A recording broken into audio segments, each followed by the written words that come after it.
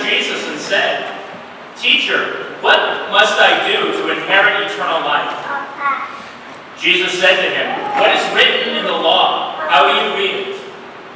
He said in reply, "You shall love the Lord your God with all your heart, with all your being, with all your strength, and with all your mind, and your neighbor as yourself."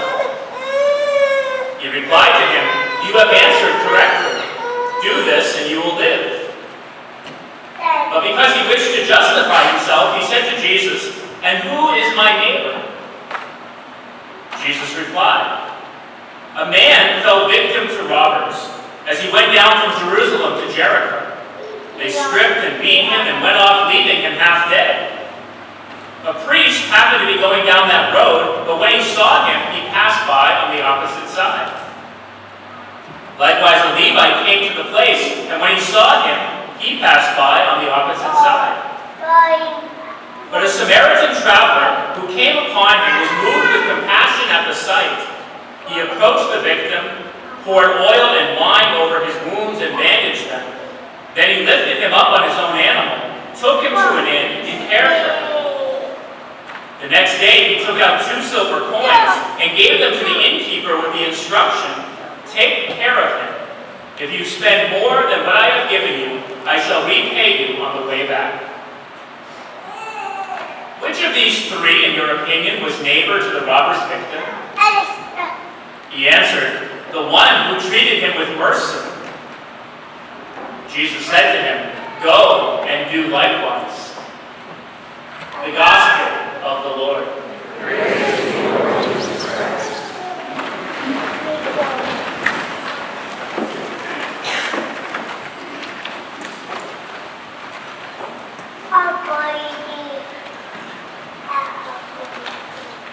It was Mark Twain who first uttered the line, "Truth is stranger than fiction." An author of fiction, he explained, has to create a story that at least seems believable. It can't be too unbelievable in its details or no one will read the story. But real life has no such restriction. Real life can get as crazy as it wants to get.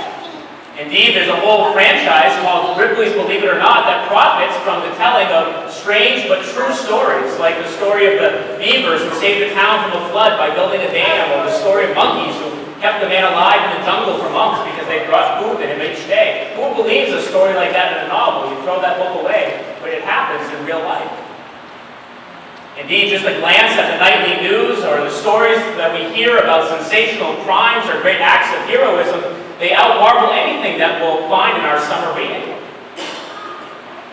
Perhaps the greatest, most influential writer of fiction of all time is not Mark Twain, he's very good, but it's Jesus. I don't think we often think of Jesus as an author of fiction, but that's exactly what he is. The stories that he creates, the parables that teach us these profound truths about God's love. They're stories.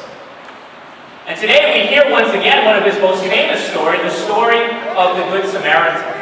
And as I was hearing this story again, I couldn't help but think, some of the details, Jesus, of your story seem a little bit strange.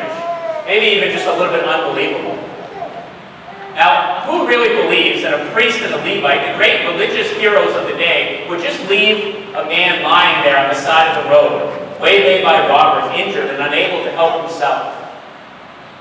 Do we really believe that they actually crossed to the other side of the road just to avoid helping this man? It seems a little bit over the top in its details. I'm sure that they would have actually at least gone over to check him out, called the ancient equivalent of 911, done something. Even if they were too busy to actually help him too much, they would have done something. Then I remember some of the true stories that I've heard in the news in the last few weeks. The story of a hit-and-run driver who dragged a toddler across the parking lot and just took off. The story of a man who was so alone that when he died in his apartment one night watching TV in New York City, it was over a year until someone found it. The TV was still turned on to the same channel that he was watching when he died. The surveillance footage of a man who was lying there on a street in Chicago, being shot, bleeding out. And person after person just walks right on by him, either too busy or too afraid to help him. Truth is indeed stranger than fiction. If the unconcern and the unlove of that priest and Levite seem a little bit hard to believe, it seems to happen in real life. Sometimes we treat each other with that same type of cruelty and unconcern. I can think of all the times in my own life that I've walked over to the other side of the room to avoid a painful conversation or a difficult situation. And the story of the Good Samaritan traveler, I find him really completely unbelievable as a character. I mean, who would really have that much loving compassion? I can imagine a person going to help his fellow traveler, bandaging him up as best he can, and getting to the next town, making sure he was all right and great. But the details of Jesus' story just kind of go over the top. Here, this Good Samaritan, first of all, he's a Samaritan. He's an enemy helping a Jew. And he doesn't just help him. He doesn't just make sure he's all right. He goes over, bandages him, takes all his best wine and oil and pours it into his wounds to heal him, and then puts him on his own donkey and walks beside him in the desert heat, brings him to the next town. And then he doesn't just drop him off, he stays with him. In fact, for days he stays with him. Obviously, this traveler had somewhere to go. He was on the road, but he interrupts his trip to nurse this poor man. And then when he finally has to go, he gives to the innkeeper all his money and says, here, whatever it costs, whatever it takes, I'll pay any price. I just want this man to be well. I'll even give you more when I come back. If you paid more than that. It just seems a little bit too much. Until I remember what Jesus has done for me. When I, in my sin, as an enemy of God, laid there, dying, unable to help myself up, cast out of the heavenly Jerusalem, my true homeland, wandering, looking for someone to help me. Jesus came and picked me up and forgave my sin and poured in the oil and wine of the sacraments to heal me and brought me to the church, a place where I could find true rest and peace. And he stayed with me. And he said he would pay any price, even the price of his own life, so that I might have healing and wholeness until he returns. Truth is stranger than fiction. If the compassion of the Good Samaritan in the story seems a lot, the compassion of Jesus in real life is so much more. It is Jesus who in today's story teaches us that love of God and love of neighbor are inseparable. You can't have one without the other. In fact, it was Dorothy Day who, reflecting on this particular parable, said, I only love God as much as the person that I love the least. What a challenging word to us. I think of the person I love the least and say, well, maybe that's how much I love God. Indeed, the command to love God is not some abstract ideal. It's not some high idea that I think about. It's something that's very concrete. I know whether or not I love God because I either love or don't the person who is right in front of me. That's what Moses says. The command of God is not too high or too remote. It's something very close to you. Already in your heart, on your lips, you have only to carry it out. In my own imagination, in the fiction of our own minds, we all think we love God.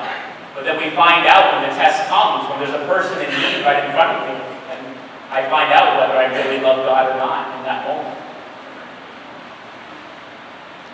Can someone really love and have that much compassion as the Good Samaritan traveler? Well, I think yes.